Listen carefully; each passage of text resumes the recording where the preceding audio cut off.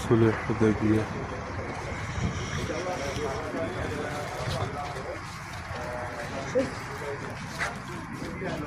बिस्मिल्लाहिर्रहमानिर्रहीम।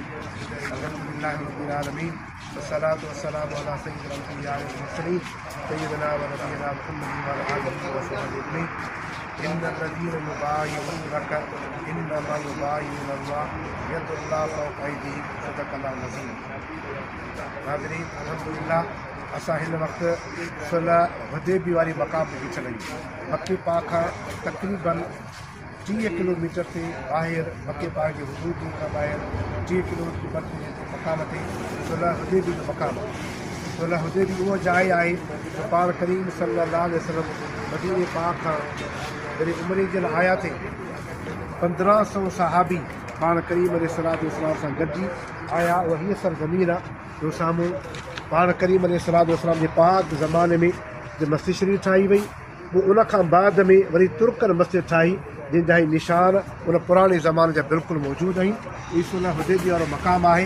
पाण करीम अलैहिस्सलाम जॾहिं हिते पहुता त मके जा मुशरिकनि पाण करीम अलैहिस्सलातु वस्सलाम खे मके पाक में दाख़िल थियण खां रोके छॾियो ऐं चवणु लॻा त असां तव्हांखे मके पाक में अचणु न ॾींदासीं। तमामु वॾो वाक़ियो आहे, इहो 25 मिंट में बयानु नथो थी सघे। ऐं हीअ उहो सरज़मीन आहे जिते पाण करीम अलैहिस्सलातु वस्सलाम उन हुदैबिया जे मौक़े ते उन सुलह कई।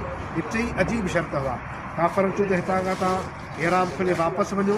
ॿियो शर्त हीअ त जेकॾहिं असांजो को बि माण्हू तव्हां लाइ मदीने पाक में आयो त तव्हां असांखे वापसि कंदा। बसि ॿियो शर्त काफ़रनि इहो रखियो त जेकॾहिं तव्हांजो माण्हू मदीने पाक खां या किथां बि मुस्लमान असां वटि जेकॾहिं ईंदो त असां तव्हांखे वापसि कोन कंदासीं। हाणे टई शर्त काफ़रनि जा ॾुखिया हुआ। पाण करीम सल्लल्लाहु अलैहि वसल्लम जे टई शर्त क़बूल कया। बसि उमिरि इलाही इहो पाण करीम अलैहिस्सलाम पंहिंजे सहाबनि खे फरमायो त तव्हां हिते इहराम खोलियो ऐं घोर क़ुर्बान कयूं जेके पाण गॾु असां हींअर हदिया कया उहे क़ुर्बान करे भई तव्हां वापसि मोटिया। हीअ उहा सरज़मीन आहे जिते पाण करीम सल्लल्लाहु अलैहि वसल्लम उस्मान गनी रज़ी अल्लाहु ताला उनखे फरमायो त तूं मके पाक जे मुशरिकनि जो अहवाल वठी अच।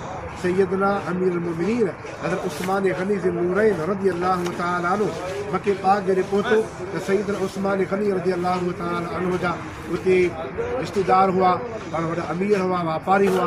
उते जा माण्हू चवणु लॻा त तव्हांखे काबे जी ज़ियारत जी ऐं तवाफ़ जी इजाज़त ॾियो छा।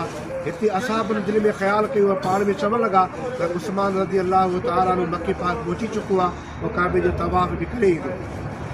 पर पाण करीम अलैहिस्सलातु वस्सलाम हिते पर फरमायो त मुंहिंजो उस्मान मूंखां सवाइ काबे जो तवाफ़ न कंदो।